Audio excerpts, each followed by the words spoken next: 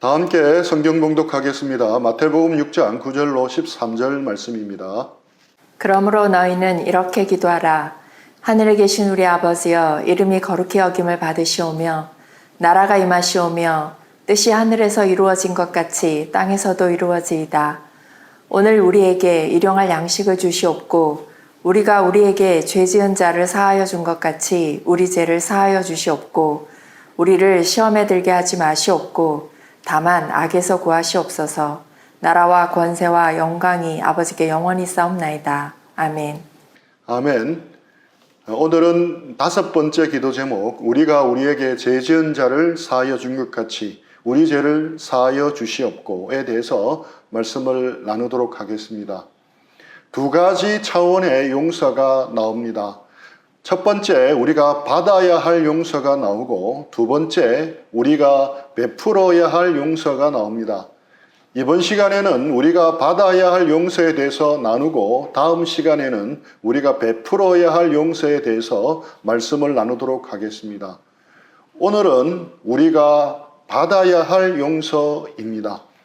하나님과 맺는 수직적 관계에서 우리는 받아야 할 용서가 필요합니다. 우리에게 땅의 양식이 필요한 만큼 하늘의 양식도 필요합니다. 우리가 매일 허기져서 밥을 찾고 맛있게 밥을 먹듯이 우리 영혼에게도 매일의 양식이 필요합니다. 일용할 양식을 구하는 기도만큼 우리에게는 영혼의 양식을 구하는 기도가 필요합니다. 그것이 바로 오늘 기도 제목입니다. 우리 죄를 사하여 주시옵고, 우리가 우리 죄를 용서해 달라는 기도는 일용할 양식만큼이나 우리에게 영혼의 양식인 하나님과의 교제가 필요하다는 의미입니다. 하나님이 제게 더 필요합니다 라는 의미입니다. 하나님과 친밀한 교제를 위해서는 죄에 대한 회개가 반드시 있어야 합니다. 하나님과 친밀한 교제에 있어 가장 중요한 것이 바로 지은 죄에 대한 회개입니다. 그래서 우리는 날마다 우리 죄를 회개하는 기도를 드려야 하는 것입니다. 그런데 여기서 질문이 하나 생길 수 있습니다. 우리는 이미 예수님을 믿어서 모든 죄를 사함받고 의롭다 하심을 받았는데 왜 굳이 계속해서 회개해야 합니까? 여러분은 어떻게 답을 하겠습니까? 예수님은 왜 우리에게 우리 죄를 사하여 주시옵고 라고 회개 기도를 하라고 하셨겠습니까? 중요한 이유가 있습니다. 바로 관계입니다. 아버지 하나님과의 관계입니다. 예수님은 우리가 심판자이신 하나님이 아니라 아버지 하나님과 관계를 맺기를 원하시기 때문입니다. 이것은 우리가 놓치기 쉬운 부분입니다. 우리가 하나님을 심판자로만 생각한다면 우리는 죄가 있든지 없든지 둘 중 하나입니다. 의롭다 하심을 받았든지 아니면 안 받았든지 둘 중에 하나입니다. 모두 법적 선언의 관점에서만 생각하는 것입니다. 물론 이처럼 하나님을 심판자로 인식하는 것은 중요합니다. 하지만 우리가 하나님을 심판자로만 여기고 대한다면 우리의 신앙은 재판하는 법정과도 같이 아주 무겁고 딱딱할 것입니다. 하나님은 우리의 심판자이시기도 하지만 하나님은 우리의 아버지이십니다. 주기도문의 첫 마디가 바로 아버지입니다. 한글 성경과는 달리 원문과 영어 성경에는 아버지가 제일 먼저 나옵니다. 하나님은 우리의 아버지이십니다. 예수님이 주기도문을 통해 우리에게 가르쳐 주시기를 원하셨던 것은 아버지 하나님과의 관계입니다. 좋은 아버지는 항상 자녀들을 사랑합니다. 자녀들을 사랑하더라도 기뻐할 때도 있고 기뻐하지 못할 때도 있습니다. 자녀들이 해서는 안 될 잘못을 저지르거나 게으르거나 불성실해서 부탁한 일을 하지 못했을 때 사랑은 하지만 기뻐하지 못할 때도 있는 것입니다.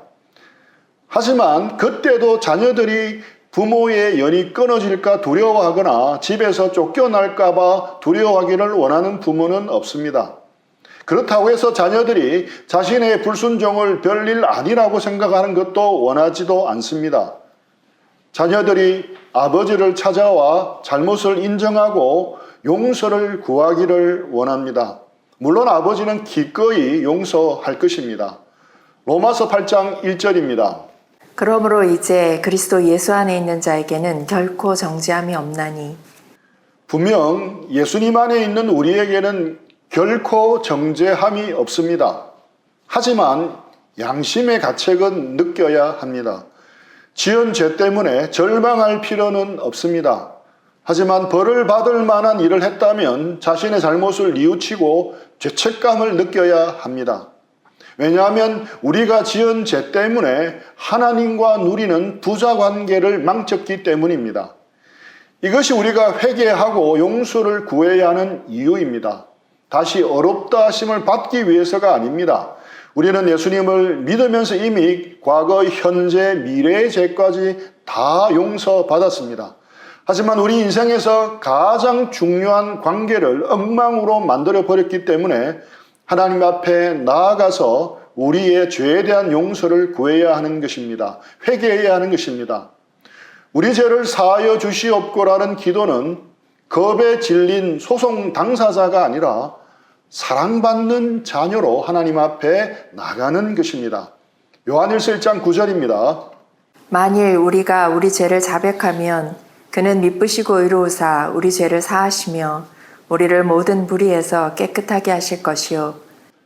우리가 살아가다 보면 알게 모르게 더러운 먼지나 세균이 우리 손발에 묻기 때문에 우리는 매일 손발을 씻어야 합니다. 우리 영혼도 마찬가지입니다. 이 죄악된 세상을 살아가는 동안 우리의 생각과 말과 행동은 어느덧 죄로 오염되기 십상입니다. 이렇게 죄로 오염된 상태로는 거룩하신 하나님과 친밀한 교제를 나눌 수가 없습니다. 그래서 우리에게는 날마다 회개가 필요합니다. 이는 우리가 아침 저녁으로 세수를 하는 것과 마찬가지입니다. 우리의 거룩함의 수준은 우리가 매일 하는 회개와 비례합니다. 그래서 우리가 매일 드리는 회개의 깊이와 넓이와 높이가 더해질수록 우리의 거룩함의 깊이와 넓이와 높이가 더해집니다. 사실 우리가 하나님과의 인격적으로 생생한 사랑의 교제를 나누고 누리지 못하는 이유는 우리가 하나님 앞에서 충분히 회개하지 않기 때문입니다. 하나님 보시기에 우리 속에 회개해야 할 것이 있는데 우리가 회개하지 않는다면 우리는 하나님과 동행할 수 없습니다. 우리가 자백해야 할 만큼의 죄를 자백하지 않았기 때문에 하나님과의 교제의 기쁨을 누리지 못하는 것입니다. 나 혼자만 알고 있는 죄는 이 세상에 없습니다. 나 혼자만이 알고 있는 나의 죄는 하나님도 알고 계십니다. 다른 사람들은 모르는 하나님과 나만이 알고 있는 죄를 특히 조심해야 합니다. 하나님과 나만이 알고 있는 죄가 인생의 트리거가 될 수 있습니다. 한 방에 우리 인생을 나락으로 보내는 방아쇠가 될 수 있습니다. 우리는 남들이 알지 못하는 숨겨놓은 죄를 자백해야 합니다. 나는 별로 회개할 것이 없다고 느끼거나 회개할 필요를 느끼지 못하고 자백해야 할 죄가 없다고 생각합니까? 아주 심각한 상태입니다. 그만큼 그 마음이 딱딱하게 굳어 있다는 증거입니다. 하나님의 은혜가 스며들지 못할 정도로 딱딱해져 있는 것입니다. 예수님 믿는 우리는 예수님을 믿을 때만 회개하는 것이 아닙니다. 하나님 나라에 들어갈 때까지 우리는 날마다 회개해야 합니다. 이 세상에 살아가는 동안 날마다 하나님 앞에 우리가 지은 죄를 자백하고 용서해 달라고 기도해야 하는 것입니다. 이렇게 날마다 회개해야 하는 가장 큰 목표는 바로 하나님과의 관계 때문입니다. 아버지 하나님과의 친밀한 관계를 위해서입니다. 우리가 계속된 죄 가운데서 자신의 죄를 자백하지 않는다면 하나님의 관계는 일시적으로 또는 장기적으로 단절됩니다. 물론 그렇다고 하나님이 우리를 진짜로 버리시는 것은 아닙니다. 하지만 우리는 버림받은 것 같다고 느끼게 됩니다. 기도를 하더라도 허공을 치는 느낌만 들지 하나님과 교제하는 것 같지 않습니다. 성경을 읽어도 깨달음이 없고 예배를 드려도 뜨거움과 감화가 없습니다. 즉 주님 앞에서 쫓겨난 것 같고 성령께서 떠나신 것 같다고 느끼는 것입니다. 그런데 이러한 상황이 반복되고 지속되면 둔해집니다. 나중에는 하나님과의 교제가 막혀있다는 사실 자체도 고통스럽게 느껴지지 않습니다. 죄를 고백하지 않기 때문에 하나님과의 거리가 멀어집니다. 또 거리가 멀어졌기에 더더욱 죄를 고백하지 않게 됩니다. 빈곤의 악순환이 지속되는 것입니다. 죄의 자백은 쉽게 말하면 사과하는 것입니다. 사과는 기본적으로 관계 가운데서 이루어집니다. 관계가 없으면 사과할 일도 없습니다. 우리가 직장인이 아니면 밤늦게까지 놀다가 아침에 늦게 일어나도 아무에게도 사과할 필요가 없습니다. 하지만 직장인이라면 늦게 일어나 지각한 것에 대해서 서둘러 회사로 달려가서 잘못했다고 사과해야 합니다. 왜냐하면 맺은 관계가 있고 그 관계의 규칙을 어겼기 때문입니다. 마찬가지로 하나님과의 깊은 관계를 인식하고 있는 사람들은 이렇게 자주 회개합니다. 그리고 진심으로 하나님께 죄송함을 느낍니다. 하지만 하나님과의 교제가 거의 없는 사람들은 거의 회개하지 않습니다. 혹시 여러분은 회개 기도를 얼마나 하고 있습니까? 만약 회개 기도를 거의 하고 있지 않다면 분명한 것은 여러분은 하나님과의 관계가 거의 없다는 증거입니다. 하지만 우리가 깨어서 우리 자신을 돌아보면서 우리가 저지른 죄에 대해서 하나님께 자백하고 회개하기를 시작한다면 서서히 하나님이 자신과 함께 계시다는 의식이 회복됩니다. 나의 모든 잘못이 결국 하나님을 향하는 것이었다는 사실을 깨닫게 됩니다. 그리고 하나님이 이렇게 부족하고 형편없는 자신을 위해서 독생자를 주셨다는 사실에 대해 다시 감격하게 됩니다. 말씀을 준비하면서 죄와 관련되어 다시금 떠오른 말씀이 있었습니다. 바로 애통하는 자에게 주시는 복입니다. 마태복음 5장 4절입니다. 애통하는 자는 복이 있나니 그들이 위로를 받을 것이며 세상은 마음껏 웃고 마음껏 즐기는 자가 복이 있다고 말합니다. 마음껏 하고 싶은 일을 하고 가고 싶은 곳을 마음대로 여행하고 누리고 즐기는 사람이 행복하다고 말합니다. 경기장 관중석에서 엑사이팅한 레저 현장에서 자기를 잊어버린 채 미친 듯이 웃고 고함치며 박수치며 몰입해서 열렬히 즐기는 사람이 행복하다고 말합니다. 반면에 예수님은 애통하는 자가 복이 있다고 말합니다. 예수님이 말씀하시는 애통은 단순히 우는 정도가 아닙니다. 가슴이 찢어지는 듯한 심한 고통 속에서 터져 나오는 슬픔 속에서 애통하는 것을 의미합니다. 예수님은 이렇게 애통하는 자가 복이 있다고 말씀합니다. 그런데 이 애통함은 무엇에 대한 애통이겠습니까? 회개로 인한 애통함입니다. 자기 죄를 미워하는 데서 오는 애통함입니다. 자신의 죄된 모습, 죄인된 자신을 보면서 느끼는 슬픔과 애통입니다. 우리는 죄인이라는 사실을 막연하게 알고 있기가 쉽습니다. 하지만 하나님의 말씀대로 살아보려고 애를 써볼 때 비로소 깨닫습니다. 하나님의 말씀을 따라 살아보려고 결심하고 헌신하고 애를 써보아야 합니다. 그래야 비로소 리얼한 나를 만날 수 있습니다. 나도 미처 모르고 있던 나를 만날 수가 있습니다. 도저히 하나님의 말씀대로는 살 수 없는 존재인 자신을 비로소 보게 됩니다.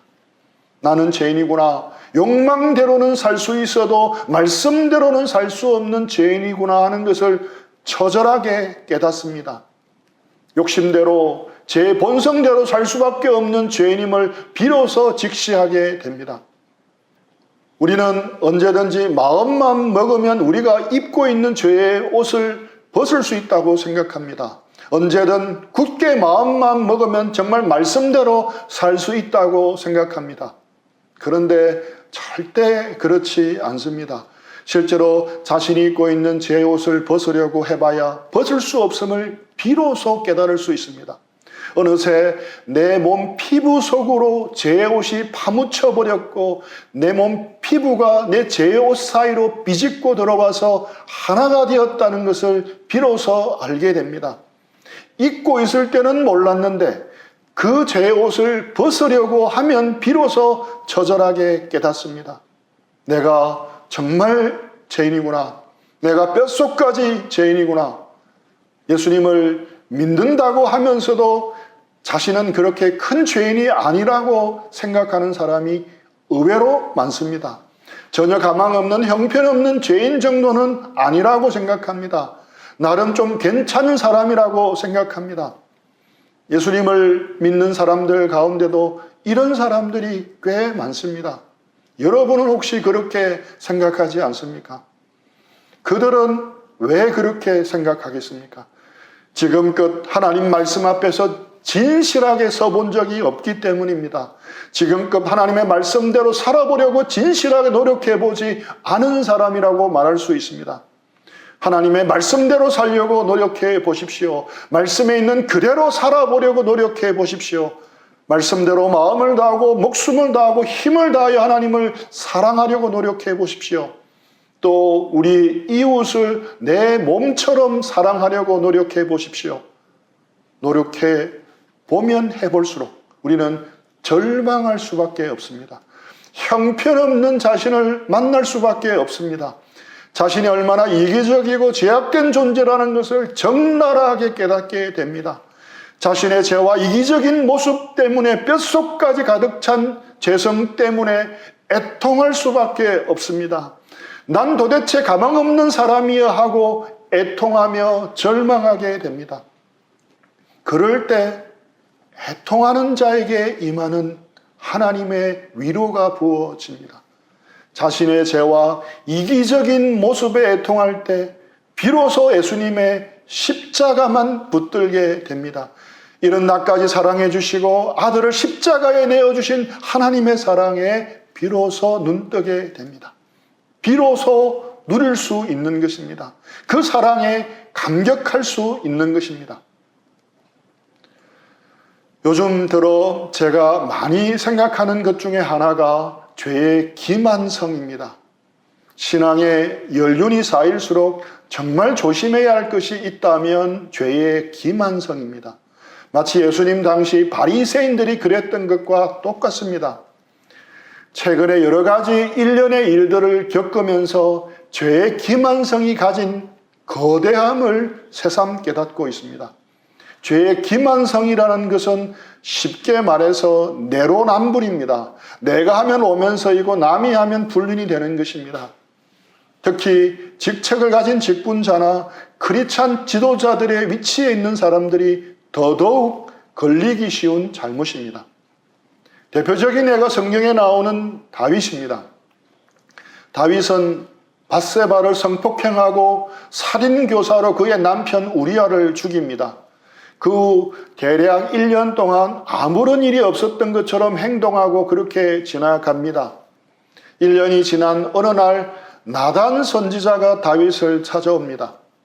한 성읍에 부자와 가난한 사람이 있었는데 부유한 사람이 자기 많은 양떼를 두고 가난한 사람의 작은 암양 새끼 하나를 빼앗아 자기에게 온 손님을 대접했다는 이야기를 들려줍니다. 그때 다윗은 노하여 말합니다. 사무엘하 12장 5절입니다. 다윗이 그 사람으로 말미암아 노하여 나단에게 이르되 여호와의 살아계심을 두고 맹세하노니 이 일을 행한 그 사람은 마땅히 죽을 자라. 다윗은 그 말을 듣자마자 그런 놈은 마땅히 죽어야 한다고 호통을 칩니다. 하지만 지금 나단이 들려준 이야기는 바로 다윗 왕 자신의 이야기였습니다. 그때 나단이 말합니다. 당신이 그 사람이라. 다윗은 간음과 살인을 행하는 과정 중에 거의 죄책감을 느끼지 않고 그 일을 진행합니다. 마음이 아주 무디워 있고 딱딱해 있었던 것입니다. 다윗은 하나님의 말씀을 잘 알았습니다. 한때 여호와 율법을 즐거워하여 그의 율법을 주야로 묵상했습니다. 십계명뿐만 아니라 모세오경을 다 외우고 있었을 것입니다. 그럼에도 제6계명 살인하지 말라와 제7계명 간음하지 말라를 동시에 명백하게 어기고 있다는 것을 깨닫지 못했습니다. 왜 그랬겠습니까? 팀 켈러 목사님은 이에 대해 이렇게 말합니다. 의심할 바 없이 모종의 양심의 가책이 찾아왔지만 다윗은 이리저리 자기 행동을 스스로에게 합리화합니다. 필시 자기 연민을 통해 그리했을 것입니다. 그의 과중한 직무와 거기에 요구되는 희생을 감안하면 이 정도 일탈쯤은 저지를 권리가 있다고 스스로에게 속삭였을 것입니다.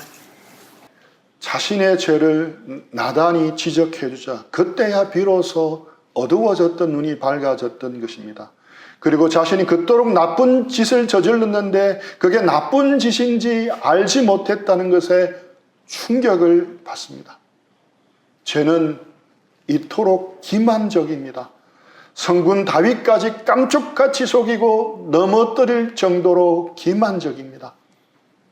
수백억의 비자금을 관리하는 장로가 양심의 가책을 받아 자살을 했는데 심장마비라고 속이고 수천억의 재산과 부동산을 가진 교회를 자기 아들에게 세습한 한 교회 목사님은 한때 한국 교회에서 존경받는 어르신이었습니다. 그런데 자신이 저지른 교회 세습을 동조하지 않았다고 교단 총회장을 사탄 마귀 새끼라고 설리기 중에 비난까지 합니다. 얼마 전 교회 건사와 불륜 행각을 벌였던 목사를 그 교단 총회장으로 세워서 자신의 교회에서 교단 총회를 열게끔 만듭니다. 스스로에게 면죄부를 주는 행각을 벌인 것입니다. 수많은 저술로 한국교회에 잘 알려진 한 목사님이 최근 조기 은퇴를 하셨는데 알고 보니 목사님의 불륜을 덮기 위해서 교회와 교인들이 함구하고 그렇게 했다는 소식을 들었습니다. 저도 존경하는 목사님 중에 한 분이었기 때문에 더더욱 충격이었습니다. 뿐만 아니라 오랫동안 잘 알고 있는 몇 분의 삶을 가까이에서 지켜보면서 동일한 죄의 기만성을 느낍니다. 자신에게 주어진 권력을 함부로 휘두르고 주위 사람들에게 상처 주는 삶을 사는 분입니다. 여러 사람들이 그 잘못을 지적하지만 정작 본인은 전혀 깨닫지 못하고 있고 주의 일에 헌신한 목회자인 자신을 좀 알아달라고 합니다.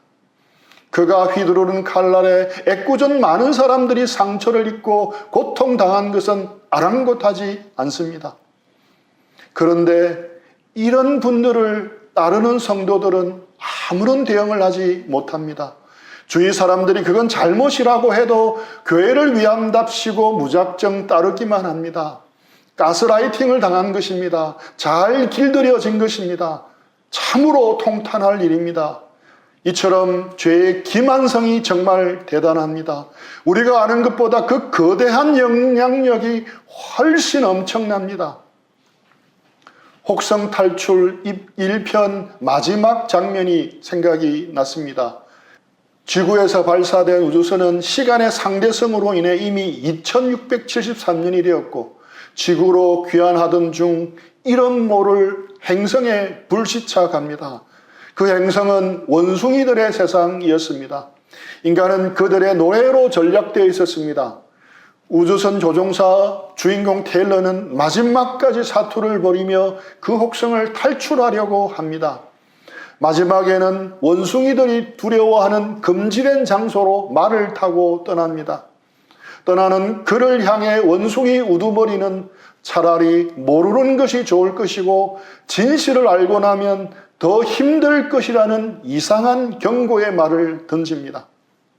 어릴 적 주말 명화극장에서 보았던 영화였는데 그 마지막 장면이 충격적이어서 아직도 기억이 납니다. 영화 역사상 최고의 반전 중에 하나라고 손꼽히는 장면입니다. 금지된 장소를 향해 해안가를 따라 달리던 테일러는 무언가를 발견하고선 멈춥니다. 테일러 앞에 우뚝 서 있는 것은 바로 상반신만 땅 위로 튀어나온 자유의 여신상이었습니다. 테일러는 다른 행성에 불시착한 것이 아니라 지구로 귀환한 것이었습니다. 그가 탈출하려고 했던 그 혹성은 미래의 지구였던 것입니다. 인류는 전쟁으로 멸망하고 유인원들이 지구의 새로운 지배자가 되어 문명을 이룬 것입니다. 모든 것을 알게 된 테일러는 절망하며 외칩니다. 이 미친놈들, 너희들이 다 망쳐서 젠장 다 지옥에나 떨어져 버려. 그리고 영화는 막을 내립니다. 최근에 제가 직면하게 된 절망스러운 느낌은 바로 테일러와 같은 느낌이었습니다. 죄의 기만성은 우리의 상상을 초월할 정도로 대단합니다. 그런 일련의 일들을 겪으면서 제 자신을 돌아보게 되었습니다. 나도 그럴 수 있겠구나. 나도 그렇지 않은가 하는 생각이었습니다. 깨어있지 않으면 나도 얼마든지 그럴 수 있겠구나. 나이가 들어갈수록 경험과 지식이 쌓일수록 영향력이 커질수록 더욱 그러기 쉽다는 생각을 했습니다. 다윗도 위에 언급한 분들도 모두 죄의 기만성 앞에 무너져 내렸습니다. 저도 결코 예외가 될 수 없습니다. 여기에 있는 여러분도 예외가 될 수 없습니다. 죄의 기만성 앞에 누구도 예외가 될 수 없습니다. 그래서 회개가 중요합니다. 회개가 유일한 백신입니다. 그런 죄의 기만성이라는 강력한 질병으로부터 우리를 지켜내는 백신입니다. 회개의 깊이를 더해갈 때 우리는 애통할 수 있습니다. 다윗과 달리 바울이 평생 한결같이 믿음을 지킬 수 있었던 것은 바로 애통하는 자였기 때문입니다. 로마서 7장 22절에서 24절입니다. 내 속사람으로는 하나님의 법을 즐거워하되 내 지체 속에서 한 다른 법이 내 마음의 법과 싸워 내 지체 속에 있는 죄의 법으로 나를 사로잡는 것을 보는도다. 오라 나는 공고한 사람이로다. 이 사망의 몸에서 누가 나를 건져내랴. 바울은 하나님의 말씀을 즐거워했습니다. 하나님의 말씀대로 살고자 했습니다. 하지만 죄의 법 아래 사로잡혀가는 자신의 모습을 보면서 절망합니다. 오라 나는 권고한 사람이로다. 이 사망의 몸에서 누가 나를 건져내랴. 사도 바울은 거룩하신 하나님을 알고 그분 앞에서 자신의 부족한 모습을 너무 잘 알았기 때문에 겸손할 수밖에 없었습니다. 애통할 수밖에 없었습니다. 그런 그에게 하나님의 위로가 부어진 것입니다. 그런 그에게 로마서 8장에 나오는 끊을 수 없는 하나님의 사랑에 대한 깊은 확신이 부어진 것입니다. 우리 모두는 양파와 같습니다. 양파는 벗기면 벗길수록 또 다른 것이, 또 더 매운 것이 나오지 않습니까? 우리도 그렇습니다. 우리도 주님을 알면 알수록, 말씀을 알면 알수록 자신의 적나라한 제 모습이 한꺼풀 한꺼풀 벗겨져 드러나게 되고 또 그 때문에 절망하고 낙심할 수밖에 없습니다. 이것을 깊이 깨달을수록 우리는 주님의 은혜 때문에 구원받는다는 사실을 철저히 깨닫습니다. 그리고 은혜 아니면 살 수가 없네라고 고백할 수 있는 것입니다. 최근 인생의 밑바닥을 엿보게 되면서 영화 속 테일러는 이 미친놈들 너희들 때문에 다 망쳤어라고 외쳤지만 저는 그래도 주님의 한없는 은혜를 바라보게 해 주셨습니다. 이런 죄인된 사람들을 다 아시면서도 받아주시고 사랑해 주시고 사용해 주시는 은혜의 하나님을 바라보게 해 주셨습니다. 오늘은 우리가 받아야 할 용서에 대해서 생각해 보았습니다. 우리 죄를 사하여 주시옵고 우리 모두가 매일매일 회개의 기도를 하는 데서 큰 진보가 있기를 축복합니다. 매일 드리는 회개의 기도의 깊이와 넓이와 높이가 더해지기를 축복합니다. 그래서 죄의 기만성을 이기고 더욱더 하나님과 친밀히 동행하는 우리 모두가 되기를 축복합니다. 우리 들은 말씀 생각하면서 잠시 기도하고 적용하는 시간들 가지겠습니다.